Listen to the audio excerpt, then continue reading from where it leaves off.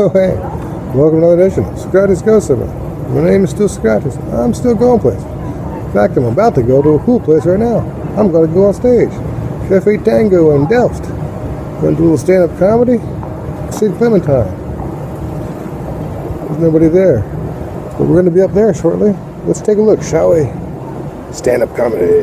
But we have an amazing comedian coming up next. I'm really excited to always have him on because one, he's a really great guy and he's super funny. And he comes all the way from Amsterdam to come down here to do this, to do my shows. But also, he makes me look really bad in front of my daughter, like all the time. Because every time that I see him, he makes like model trains. Like, anybody do like 3D printing? No? Okay, well, he 3D prints model trains. And now he has been giving me model trains every time I have him on for any of my shows for my daughter. And she's 3 years old, and she absolutely loves them. But I'm going to tell you guys, because nobody here has a child, this is an expensive habit to have. Model trains, super expensive, and now he has gotten my daughter, who is 3, addicted to her very first expensive thing, and it is killing me. So every time I come home with this really cool thing, she's like, oh, this is awesome, I want more. I'm like, fuck, I can't provide that. I'm a comedian. I'm poor. Like, I have a comedian friend that 3D prints these, and then he's like, ha ha ha ha, you need to put me on shows so then I can please your daughter's, like, train fetish? Oh, that sounds terrible. It sounds like she's into something that Maria would cater to. I'm sorry, Maria. I didn't mean to. All right. Well, if you guys are ready for him, are you guys ready for the end of our first half? Yeah. All right. Awesome. So, if you guys can give a very warm welcome for your next hilarious comedian, Socrates. Thanks so much. Keep going for Sid. That's not real. That's a little better. Keep going for Sid. Your wonderful daughter, yeah. Yeah, I met her at the train thing a while ago. Look, it's not cool to like groom a kid, but you can train him. What? Look, I'm playing the long game on this thing. You know what I'm saying? You know, in about 15 years. What? You know, she'll be 18. I'll be 73. So I'm 58 now, you know, but that's 85 in Dutch, you know. So then I'll be like 37 in Dutch, you know, and she'll be 81. So who's the weirdo then, huh? Still me? Is that it? Yeah. Could have been. It's possible. It's possible. That's the thing, you know. Life, it's like it comes at you quickly. You know what I mean? One day you're 18, you know. Next day you're 58. Yeah. Still in a bar, you know. It was weird when you're 18. It's weird when you're 58, too. That's the fun thing about this thing called life. Yeah, I've been living here for a while. I am an American. Yeah, thanks. I feel the same way. I've been living here 14 years. In January, I became Dutch. Yeah. So I'm going to give up my American citizenship if there's any racists or fascists that want to go. There'll be a spot open. Yeah, it's cool to be here because you get the vacations. You know, it's like I was just recently in Thailand. Fantastic massage.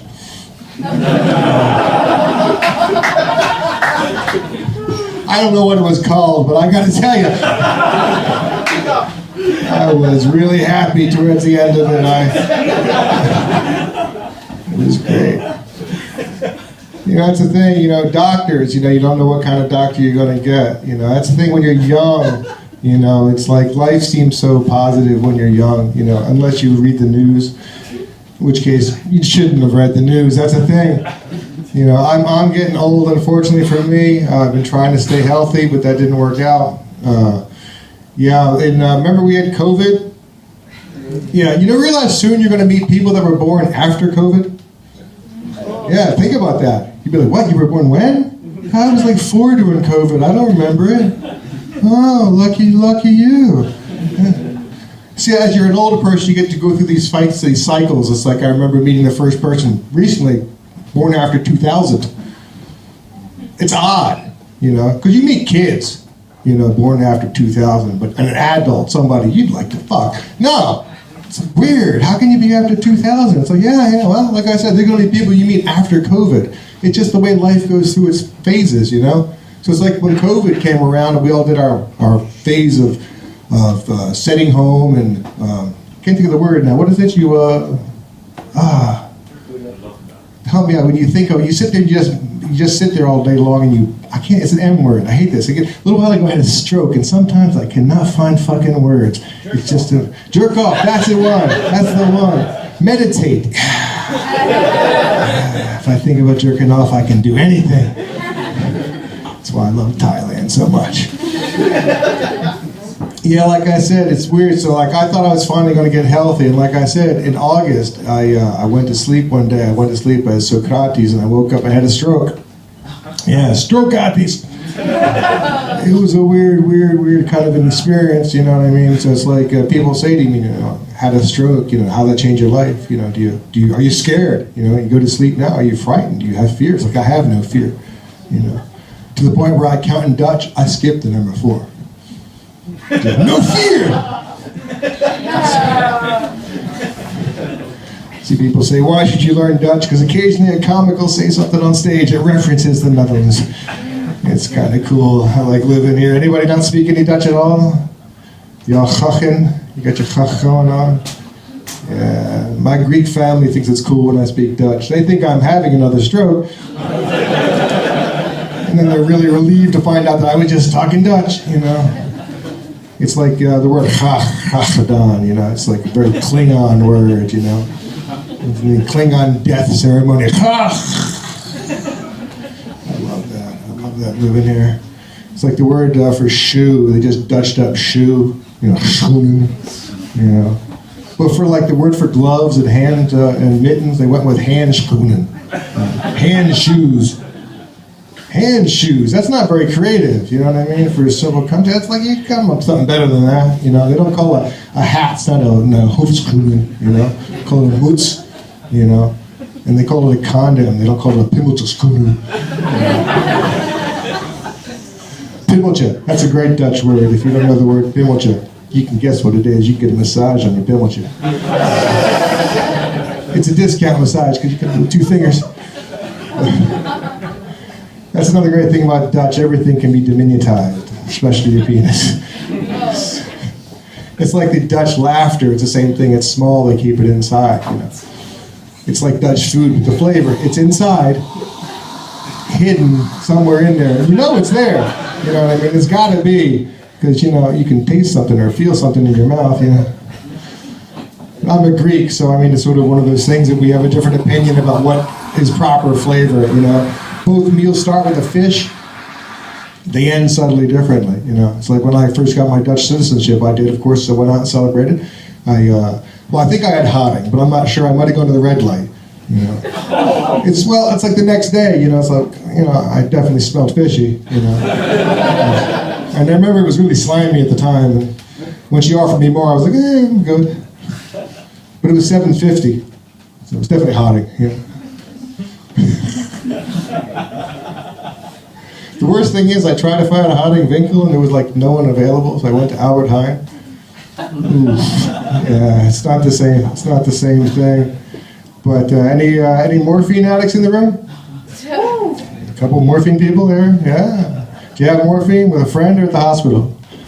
Only at the hospital. Only in the hospital, yeah. Well, they become friends at that point, aren't they? Because they come back in, you're like, hey, morphine lady. Yeah. No. Morphine's great if they get the chance, if you find yourself smashed to pieces and they said to you, would you like a shot of morphine? No, at the very least, it's going to get a little bit better. Not a lot better. It's like when they give you the light. You think it was going good, and they're like, nah, get the hell off the stage. That's life itself. Unfortunately, life is a bit of an arc thing. It starts off exciting and new. You're thinking, hey, this is a train dude. And after a while, you realize, oh, it's just an old dying guy. And then it comes to the end of the whole thing, But that thing is this, I believe in the future because, I came from America, a country that believes in, going to the past for some strange reason. It's like one of the big differences, like the word gunnen, I like this word, it means it's a giving gift. Like there was a poster that said, gun de vaccinatie voor de kinderen van de wereld. It was give the gift of vaccinations to kids of the world. And this word gunnen is gun, it's G-U-N, which also exists in American English.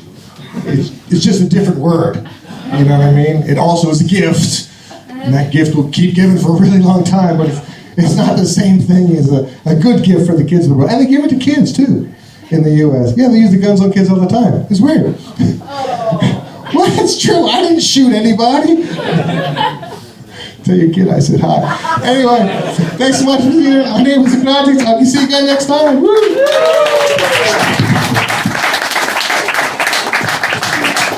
Thank you, Socrates. Trying to avoid the gun jokes, but alright.